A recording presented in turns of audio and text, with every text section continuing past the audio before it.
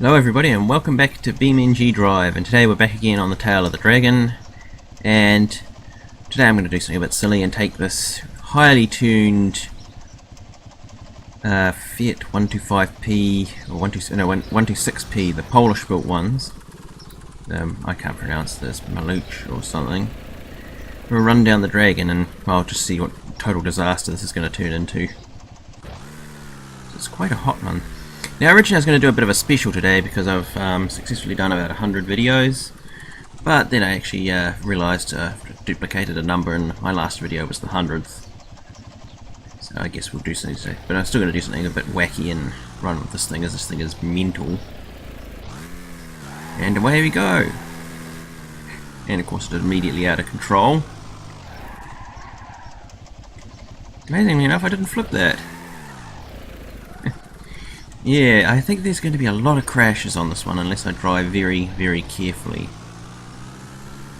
I mean, even the slightly tuned version is a bit of a handful. And the stock version, well, the stock version tops out around 63 miles an hour.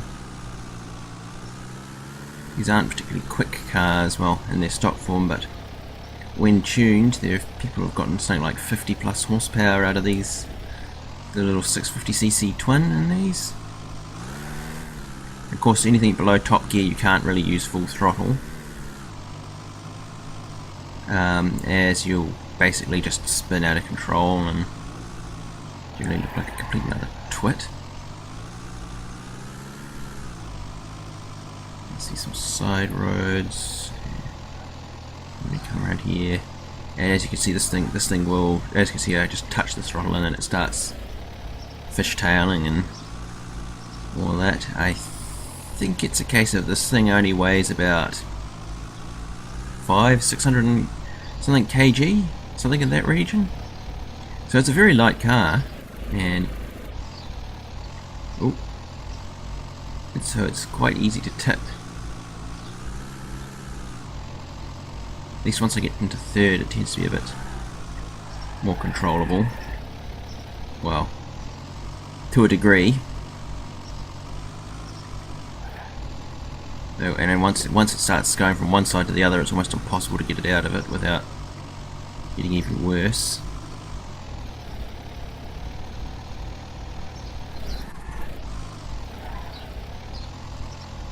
And of course, this is on a road that'll, under certain conditions, this thing will actually wheelie. I'm not sure if it did it when I launched. It's quite hard to tell whilst not crashing into things.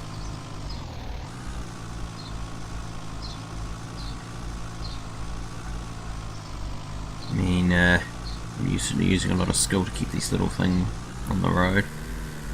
And this is sort of the replacement for the Fiat 500. And they made a couple of million of them. Most of them were made in Poland by FSO. And they only stopped making them around the year 2000. Although I think the last generation ones actually had a water-cooled engine to replace the air-cooled one.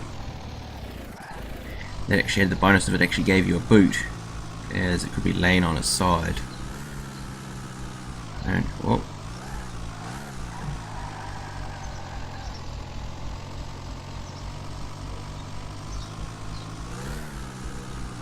Anyway, let's keep going with this. I actually have noticed that most of my videos seem to be car-based ones for some reason. Seeing as I'm not really doing much 7 Days to Die at the moment.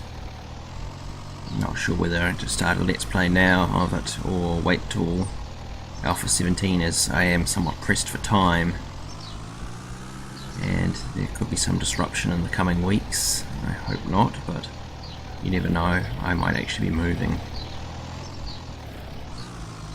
Although that may or may not happen because, well, I might not get the job that I'm looking at. Although the advantage of if I do move is I might be able to get unlimited internet, in which case I'd probably do some streaming, although I haven't decided if I'd do it here or on Twitch.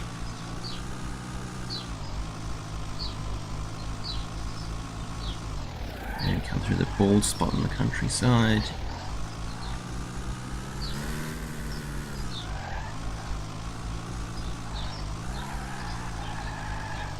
Surprisingly, I haven't stacked it yet. As I remember, I've had a few practice runs on other maps with this car, and I always seem to end up crashing it, even on like a 5-lane wide motorway I'd somehow get it on its roof. Usually at 100 plus miles an hour. It certainly has a lot of acceleration.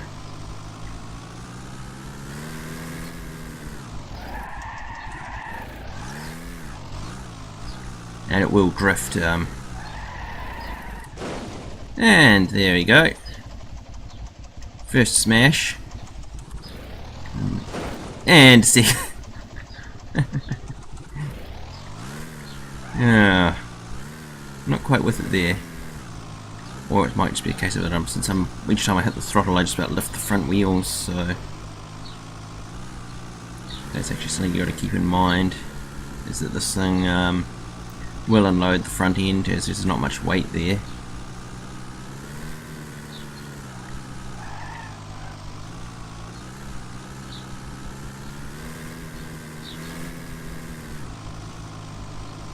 And is very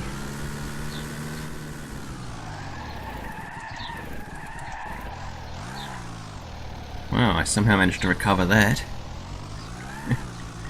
Whoa. And of course we start all the slidey all over the place.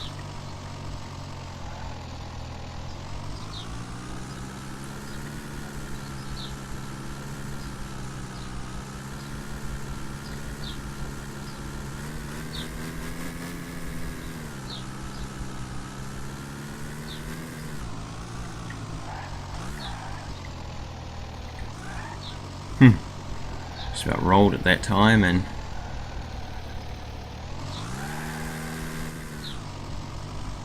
certainly very quick in second gear. You do have to really have your wits about you to keep this thing on its wheels. And whoop, it really doesn't like my controller, I don't think either. And some cars are quite twitchy. Then of course you have others where I can like cruise at 120, 130 miles an hour and on a flat straight road and it'll track perfectly fine. This at 130 miles an hour would barely stay in a straight line even on a flat smooth road.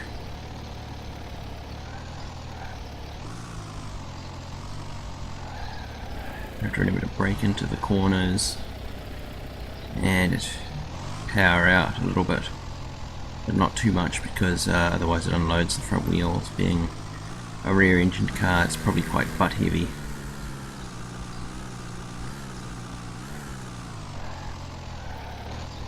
Anyway, these are quite an oddball thing in that front suspension on these is actually a leaf spring, like a single leaf spring with which connects to both of the front struts or whatever these things use. They're not the normal kind of struts, and so you get independent front suspension with a single leaf spring. I think it was something Fiat did quite a bit. I think they also did it on the back as well on some cars.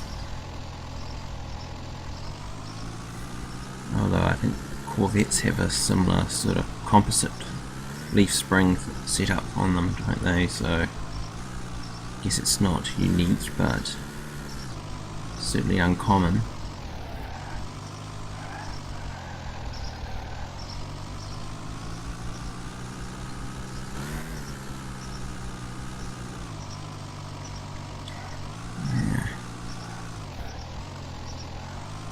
Another open spot as we go through the fire brake. I think that's what it is. So I was reading on the forums that it's sort of a fire brake or a place for transmission lines or something, or both.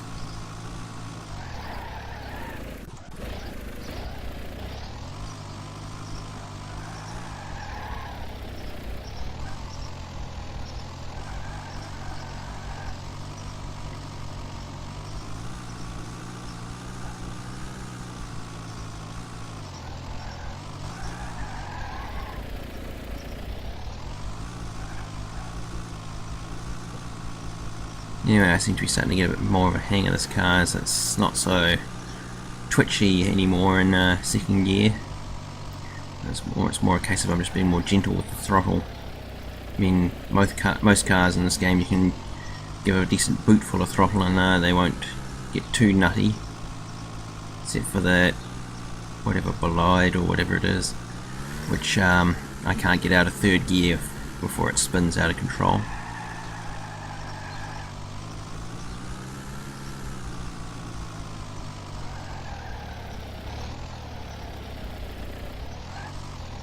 I don't remember what car I was driving the other day. I wasn't recording, but I was checking out a map I just downloaded. It has lots of motorways running pretty much forever, and I was doing drifts at 120 miles an hour, and it was actually a four-wheel drive sedan of some kind. It was quite fun. Also, I finally solved the issue I was saying I had with the video recording software. Just turns out it was actually taking more than one capture source at once, which I hadn't noticed because it's a bit different from the old version. So it was running both the desktop screen record and game record at the same time. You don't really notice in a full screen game, which is how I managed to get it so it's now you can sort of see the black bars top and bottom.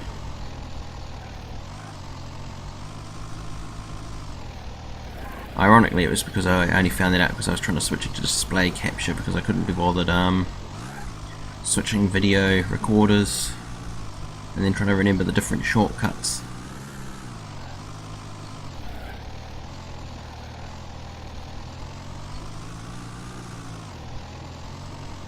Anyway, I think we must be nearing the end now because it's starting to straighten out a bit.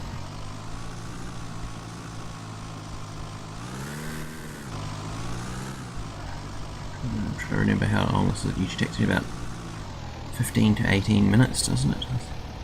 But in this thing I have no idea because it's such a bonkers thing, I can't really guesstimate. Anyway, this is just the main route of this map. There's a bit more going on and... Really? Oh wow, I knocked the seat out of it. And like there's a dam and a few... I think it's supposed to be like a small town or something. It's in the unfinished areas off the main course of the map. I'm not going to go there because, well, they're not finished yet, so... Although I suppose once they're finished they'll probably drag the FPS down a bit further. Though I don't really notice on my computer because it's quite a beast, so... Yeah, let's see.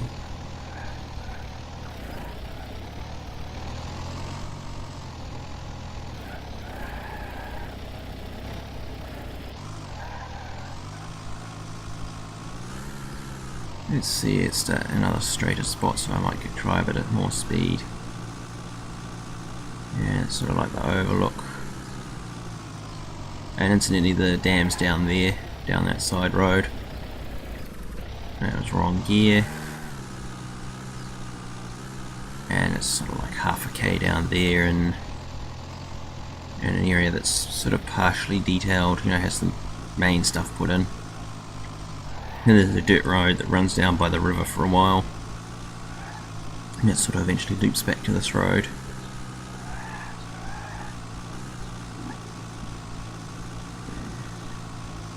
But that's somewhere a bit further down here, I think.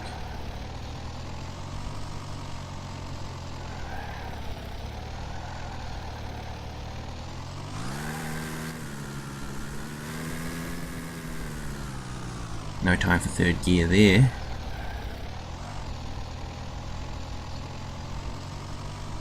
And then we can come out onto a sort of straight. One that's long enough that I can actually justify getting into third gear, however briefly.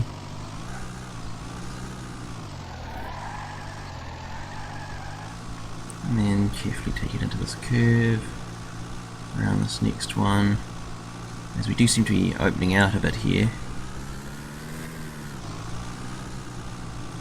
With the power to weight ratio on this thing, it's even on a wide road, this thing can be a nightmarish handful to drive. Okay, I just managed to rein it in for that one.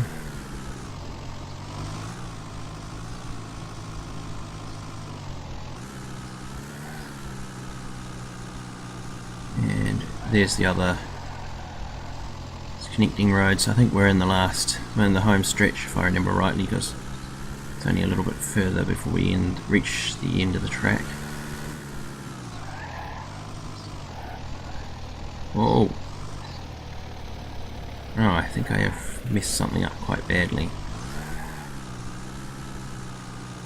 Didn't think I was that close to... Didn't think I was that close to the edge.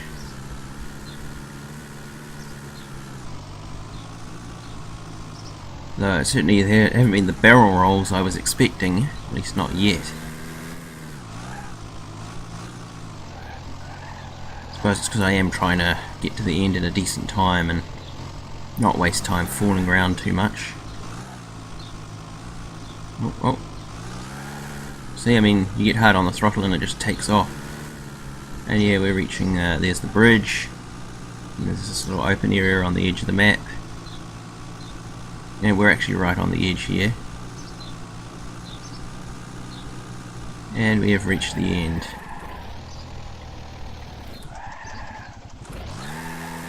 Nope. Well, I did say we were probably going to have a rollover.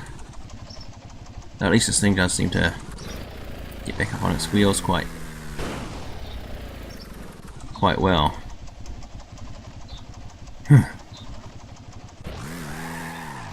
So anyway, that was a successful run, and I'll see you. Well, this is for my 100th video. I'll see you next time, and I'll probably do some more in this actually because it's quite fun to drive. So I'll see you some other time.